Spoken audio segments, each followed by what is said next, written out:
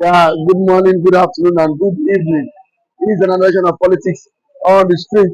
You can subscribe to our YouTube channel, like our videos for more political discourse. You can subscribe to our YouTube channel, like and share our videos for more political discourse. And please, all known, put on your notification and light for more political discourse.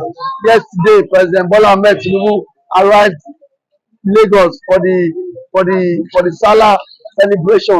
Upon his arrival, the president yesterday boasted that no vacancy in Aso Rock, that the likes of Peter Obi, Atiku, even if they merge, they cannot defeat him come 2027. That is very certain and sure of victory. Now he has not thrown a jab to Peter Obi and Atiku. He said, no vacancy in Aso Rock. None of you can defeat me come 2027. Even if the three of you, Erufai, Atiku and Obi merge to form a new political party, sir. How will you that statement, sir? I think the Tinubu himself is putting himself in a very, very tight corner with that kind of statement. If I thought that statement will be credited to him, he's putting himself in a very tight, situation politically. He has no results to offer. He's almost 1 year in office and nothing to show for his 1 year in office. Everything is upside down, and he has the God, to insult Nigerians with this kind of telling Nigerians that he can still repeat the manipulations of 2023 presidential election. I think he's living in the past. If actually that kind of um, uh, uh, down, statement, will be credited to him.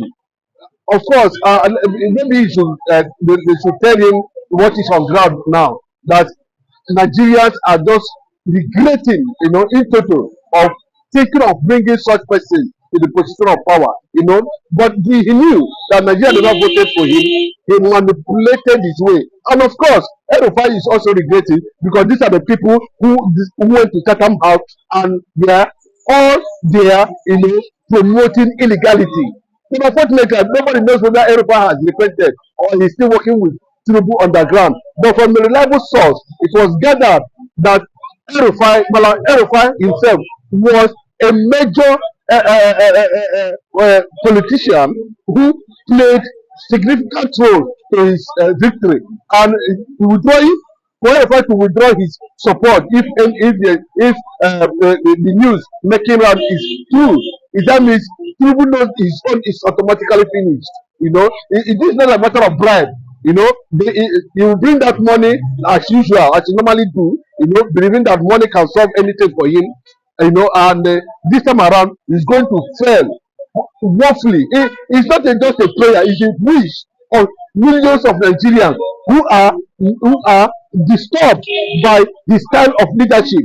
They're even saying that the issue of the so-called forex, naira appreciating against the dollar is just artificial and cosmetic. Tinubu is suspicious on the issue of naira rise, dollar rise to 2,000 per dollar. He is very suspicious, and we are going to see what is going to happen at the end of the day. If another government comes to power, they will unveil the atrocities this one is committing. He's an expert in that manipulation. Nobody knows, but this time around, 2027, he's definitely going to miss it. But some persons are now saying that come 2027 will be an LFI ticket may fly. Now you as an individual, are you sure will you give your vote to Obi and LFI come, because so many Nigerians are saying it's a no for them, for that ticket might not go well with them to support Malam Nasiru LFI. Like I said before, it's about winning the election. Any structure that can give P2B victory at the end of the day, I think to an extent, obedience and of course millions of Nigerians, both home and abroad, are going to move towards that direction. And coming about talking about Erufai identity, Erufai has the structure, the northern structure, on his hand. currently now, because Revelations has revealed, according to Revelations, he was the one who was able to convince, of course, the structures of northern governors as at that time, to work successfully, to make sure that at the end of the day, it collapse the structure for what we are having today as Mr. President, talking about Bola Ahmed Tinubu. So RFI has its own influence also, in the West here. Remember, before the 2023 presidential election, RFI has always kicked, against the manipulations that have been going on in Lagos State, especially how Tinubu was able to strangle Lagos State politically, and a lot of people might look at it from that angle that RFI personality is in question because he has no ideology. He don't believe in his own ideology, so to say. If he had actually believed in his own ideology, we wouldn't have seen such person maybe around Tinubu during the campaign and of course the 2023 presidential election. But the fact is remain is this: Obi needs political structures, especially from the north, to move mountain come 2027. So, but the argument is this: Obi is a Christian. Of course, he's going to have the Christian northern vote automatically. And looking at Erofai, who is allegedly believed to be a core Fulani man, has some level of some deep political structures, especially in the north. He can control, he can manipulate elections in favor of Obi 2027. So having two of them is in two things. RFI, it's a matter of influence and negotiations. RFI can play a major background role, for Obi's emergence without specifically, becoming Obi's running mate 2027. Okay, now, sir, let me ask you this question, sir. Now, come 2027, do you think Asiwaju will still be victorious at the poll?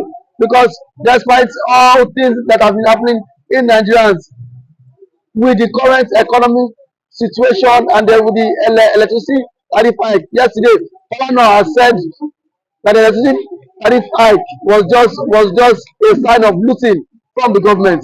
So, do you think Ashwaju will be victorious at the polls come 2027? I don't think so, because he has lost it completely. He has proved to be very, very a tribalistic man.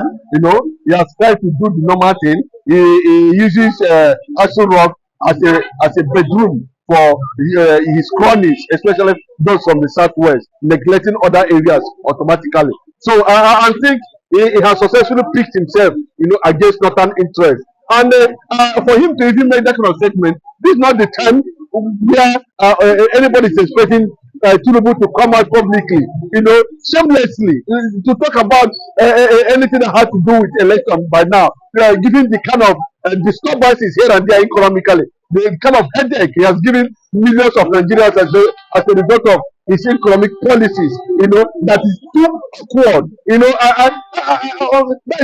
has no conscience at all, if he has made such statement. And that is the reason it is believed that at the end of the day, there's nothing for him come 2027. I do not think, unless Nigerians are going to see, you can't rule out that Nigeria is a very, very compromised and corrupt country.